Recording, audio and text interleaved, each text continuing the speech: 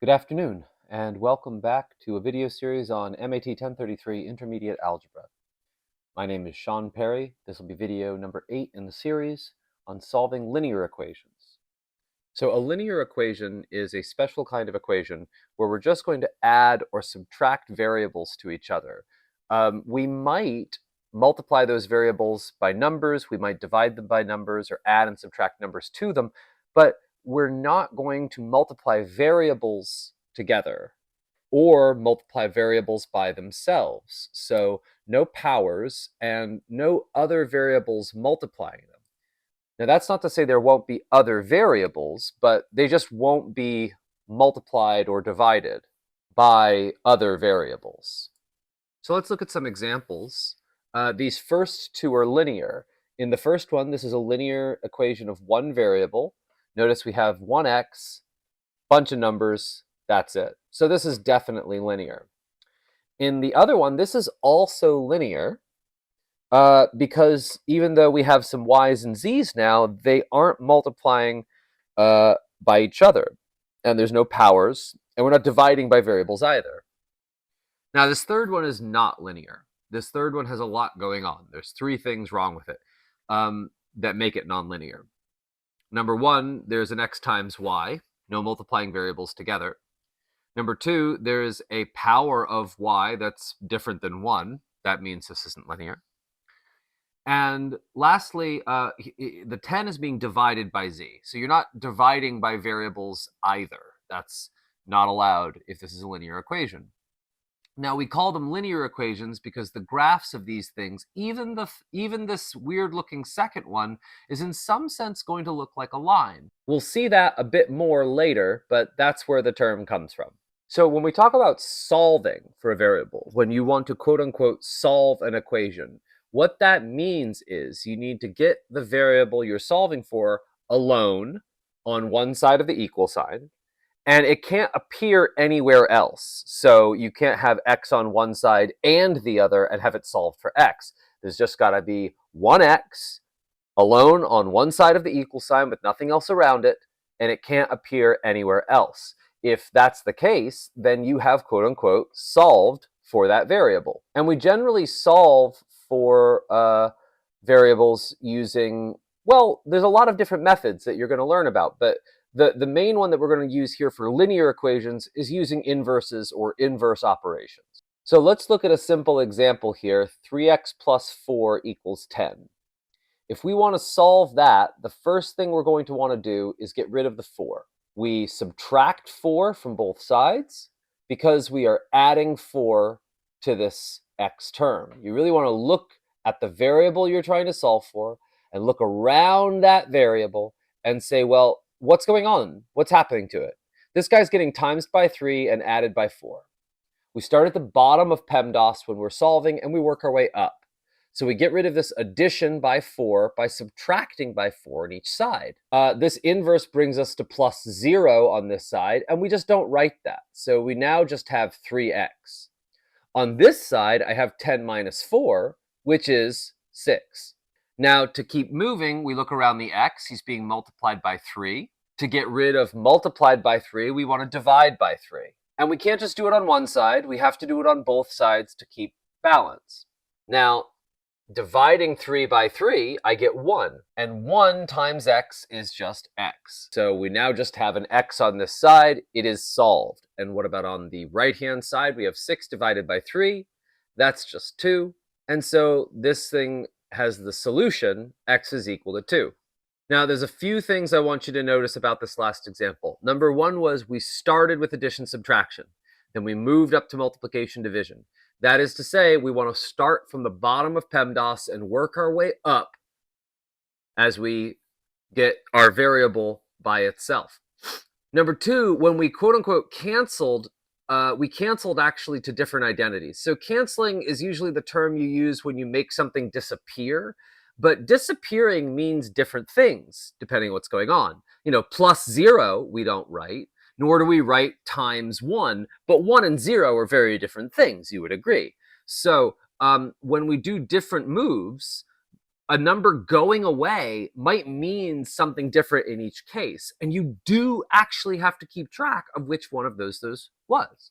And finally, let's interpret this result. We got x equals 2 at the end. What does that mean with regards to the original equation? Well, it means you can go back and substitute x equals 2, or substitute 2 where you saw x, right? If two things are equal, then they can be interchanged. So if x is equal to 2, then 2 can be put in place of x, and we're going to get a true statement, right? If I take 3x plus 4, the original statement, and I put 2 in to this place, because now I know x was 2, I get 6 plus 4, which is 10. And yeah, the left-hand side is 10, the right-hand side is 10, 10 is equal to 10.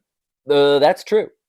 Now, this might seem like an obvious statement, that you can take your answer and plug it back in, and then you get this true statement. But actually, that is not, in fact, the case. That is not trivial. There's two reasons that this is not what we would call trivial or, kind of useless. Number one, you can use this. You can check your work. If you plug it in and you don't get the right answer, maybe something went wrong with your work. But that might not even be the case, because we're going to see later on equations where you can solve and use inverses to solve, and you're going to get some answer or answers, and plugging those back in, you might find that you don't get a true statement. And that's going to be a problem. You'll have to throw those answers away. They're actually not answers. So checking your work in this way isn't a useless step. It's actually an essential step later on. So let's do another kind of weirder example. Let's look at what happens when we take 3x plus 2x plus 4 and set that equal to 5x plus 1 plus 3. Now, what we want to do first is combine like terms. These two have x's, these two are numbers, and so those are both like, and we group them together by adding, and we get 5x plus 4 equals 5x plus 4. Well, you might already see that there's something strange going on here. That's saying something is equal to itself. That's just the reflexive property. And in fact, it doesn't matter what x you put in, you'll still just get the same thing on both sides. So somehow every x will satisfy this equation. But let's keep going. Let's keep trying to solve. If I minus 4 from both sides, right, I just get 5x is 5x. If I either divide by 5, I might get x is equal to x, right? There's a couple ways you could proceed from here. If you had 5x equals 5x, you might take and divide by 5, maybe that's what you were thinking of. And in that case, all you wind up with in this case is x is equal to x. But you could also try subtracting on both sides, and you would just wind up with 0 is equal to 0. Now, both of these situations are sort of, well, trivial. There's really nothing being said. Of course 0 is equal to 0. Of course x is equal to itself. What's going on here? So what happened was both sides of this expression were actually equal all along. They were just kind of in different forms from one another, but the essential value of each side was the same. Once we rearranged things a little bit, we could see that they were exactly the same. Even from the line here, 5x plus 4 is 5x plus 4, they were exactly the same. And because of that, any x will satisfy. So all x's, all possible numbers in this case, are answers to this equation. So there's a few different ways that we write that. One of them is using set notation. In set notation, they set it up this way. You'll have a couple of braces on either side. There is a x right here, which represents the name of our variable. Sometimes there's a little bit more information right here, but this is how it's going to be set up in your work. And then there's a colon or a vertical line that means such that. And then there's some conditions on our variable. And these might be either very restrictive or permissive conditions, but this is what set notation will look like. So what's going on with our answer? Well, our answer is all x's will work. And the way that will get written in set notation is brace x such that x is a real number, end the brace. The way you should think about sets is it's kind of like a bag with a bunch of numbers in it. How many numbers? Well, it depends. It depends on where the numbers come from, and it depends on what conditions we put on those numbers. In this case, we're saying all the real numbers are in this bag. All the real numbers are a part of this set. And this set is what we're going to say contains all of our answers. And all numbers work as our answers. And so this is just basically a fancy way of saying all real numbers. There are even other simpler, but perhaps a little bit more fancy ways to write that. I like this one. X is a real number, but this is perhaps going a little too deep into set notation. We can also write all the numbers using interval notation, where we say it's all the numbers between negative infinity and positive infinity. So negative infinity is sort of the lower bound of all numbers, and positive infinity is the upper bound of all numbers. No number is bigger than infinity. Infinity is an upper bound for all of them, meaning it's bigger than all of them. Again, don't let fancy notation fool you. This is a really simple idea. It means that no matter what number you pick, any number whatsoever, if you plug it into this expression, you will get the same thing on either side. And we saw why that was. If we rearrange this properly, we'll get the same thing on either side just by condensing like terms. So don't let fancy notation fool you. Sometimes the concept is very simple, and it's the concept that's the most important. You can practice using the notation. Now, having all the numbers work is one situation. Having one number that works, that's another situation. And there's a third, the opposite of all the numbers working. Maybe none of them work. So let's try the following example. What if I said x plus 1 is equal to x? Now that's already kind of fishy, right? I mean, what number, you add 1 to it and it stays the same? That doesn't make any sense. Adding 1 makes something bigger. But let's see how this might work when we try to solve it. Maybe I tried to get the x's on the other side from the 1s. That's a good move. So we minus x from both sides. And then I get 1 is equal to 0. X minus x is 0. 1 is equal to 0. Okay, so 1 is equal to 0 doesn't make sense. And you should convince yourself that this is nonsensical. Right? That's not a true statement. I want you to think about why. But also remember, we didn't do anything wrong to get this nonsensical statement. We made valid moves. It was the original statement that didn't make sense. We did valid moves, but we got something false that has to be false at the end of it. So this is what we call a contradiction. Something which cannot be true.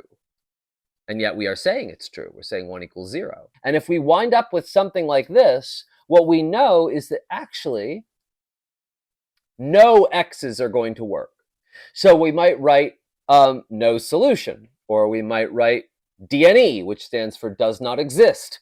Or my favorite symbol, perhaps of all time, null, the empty set. This is not 0. This is not the symbol for 0. Please don't write this and mean 0. 0 doesn't have the slash through it. 0 is an open circle. This is the empty set. This is the set with nothing in it. If a set is like a bag full of numbers, this bag is empty. 0 is actually a number. 0 is the quantity of nothing, but it's not nothing itself. 0 is an answer. Empty set means there is no answer. All right, let's do another perhaps tamer example, because this one will have just one answer, one x that makes it true. But, oh no, there's all these fractions. What do we do? So the way that we can work with fractions, we could add, subtract them together. I could bring the 4th over. I could bring the 6th over and minus it from 2/3. I could divide off the coefficient. That all works. But it is rather nice that we can actually kill all of these fractions in just one move. We don't have to work with the fractions in equation form. Sometimes you have to work with fractions, but this is not one of those times. So first we find the least common multiple of the denominators. That's the first number that they all divide into. So 12 divides into 12. 6 does 2, so does 4, so does 3. And no smaller number will 12 divide into, because the smallest thing 12 can divide into is itself. So the numbers that, so 12 will be the least common multiple. And what we're going to want to do is multiply on both sides by 12. So let's look at what that looks like. If I take this original expression and I multiply on both sides by 12, don't forget you have to distribute to every term. But then we get all of this cancellation, right? Because we got 3 on the bottom, 12 on the top. 3 goes into 12 4 times. 4 goes into 12 3 times. 6 goes into 12 2 times. And 12 goes into 12 once. So all of these fractions, poop, go away. We have a 4 now left times the 2. We'll take care of that. We have a 3 times this one. We have a 2 times this one. And we have a 1 times this one. So at the very least, we can see that right at this step, there's no more fractions. They're all gone. And we wind up with just 8x plus 3 equals 2x plus 1 after we're done taking care of this little multiplication. So let's solve this. Let me scroll down a little. Let's solve this in the usual way. So we want to minus 3 over to one side, right? Bring our numbers to one side. Bring our x's to the other side.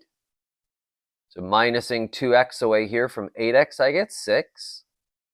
And we divide on both sides to get rid of the times 6 that's next to the x. If I do that, I get minus 1/3.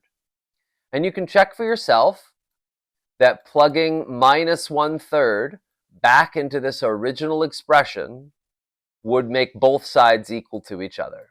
So let's get the critical notes copied. I want to see these on paper to verify that you watched the video.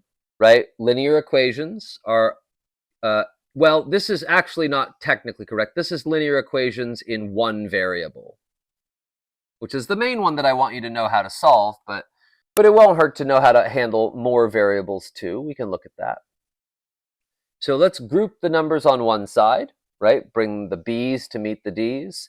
Group the variables on the other side. Bring your x's over here to the other x's. And then we'll have something with a coefficient next to the x. Divide that away, and you're done. And if you have fractional coefficients, multiply them on both sides by the least common multiple, and then you won't have fractions anymore. There are 3 possible ways that this can turn out. Either you get x equals a number, in which case, that's your answer. Or you're going to get a number equal to itself. The x's might disappear. Or you might, in this last case, wind up with x equals x. This is also possible. If either of those things happen, then what you're saying is that any x is going to work here. Any x satisfies this equation, and any x will satisfy the original equation. So we can say x is any real number in this case. Right? We can also use the customary interval notation. X is something between negative and positive infinity. And lastly, if we have a number equal to a different number, like 1 equals 0 or 3 equals 2 or something like that, then there's no solution, right? That's your indicator that a contradiction has taken place. There is no answer. You just have to pack up your things and go. So now let's do a couple practice exercises. This is your praxis for the day. You need to copy this down too and show it to me in class. Pause the video now and try to work a few of these out on your own. All right, let's see how you did. So this first one, right, I would subtract 1 from both sides, and I would get x is equal to 0. This is a perfectly fine answer, right? 0 is allowed to be an answer, right? So that's your answer for this one. Now here, I wind up with 2x equals 1. Combine like terms first. And then we might divide by 2, and we wind up with x is equal to 1/2. Another perfectly fine number. You might recognize this one from the video itself. This is perhaps a duplicate. If we minus x from both sides, we get 1 equals 0, and that means there is no solution. Here we've got something with a bit more sand to it. Let's pick a side and move the numbers to it. I want to move my x's to this side because then I'll get to keep this a positive coefficient. So I'm going to move the numbers to this side. Because I don't have very much room to work here, I'm going to move my x's at the same time. I'm going to minus x here and minus x here as well. What does this do? It cancels here and it cancels here. And we're still doing the same thing on both sides. 1 minus 2 is -1. And 2 minus 1x is x, 1x. So we have x equals -1. That is our answer. With this one, I want to take away x from 3x first to get 2x plus 1. Over here, I have 2x, but I also have negative 1 plus 2. That's positive 1. As soon as we have both sides exactly and perfectly equal to each other, this is all real numbers. So any number between negative and positive infinity will work. Let's do some that probably have some actual normal solutions, right? Let's do this one.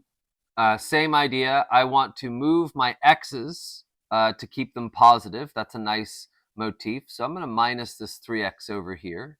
We want x's on one side, and we want everything else to the other side. So I'm going to move the 7 as well. And then I wind up with minus 5 on this side. And over here on this side, I wind up with positive 5. Last, we divide by 5 on both sides, and we wind up with minus 1 is equal to x. Our last problem, let's look at the least common multiple of the denominators. Well, this guy's denominator is 1, right? So we really don't have to worry too much about him. 8 goes into 8, and so does 4 goes into 8, and 2 goes into 8. So if I take both sides of this equation and I multiply them by 8, then what am I going to get? Well, here I'm going to have 2 going into 8, that's 4, and also times x. Here I'm going to have 1 going into 8, and plus 4, that's going to be plus 32. Again, bring your 8 in. Here I'm going to have 2x, right, because 4 goes into 8 2 times. And then here we're going to have 3 times 8 goes into 8 once, that's just times 1 though. So let's finish this up. I need to add 3 to both sides. But notice now that there are no fractions. I add 3 to both sides. I'm going to minus 4 from both sides.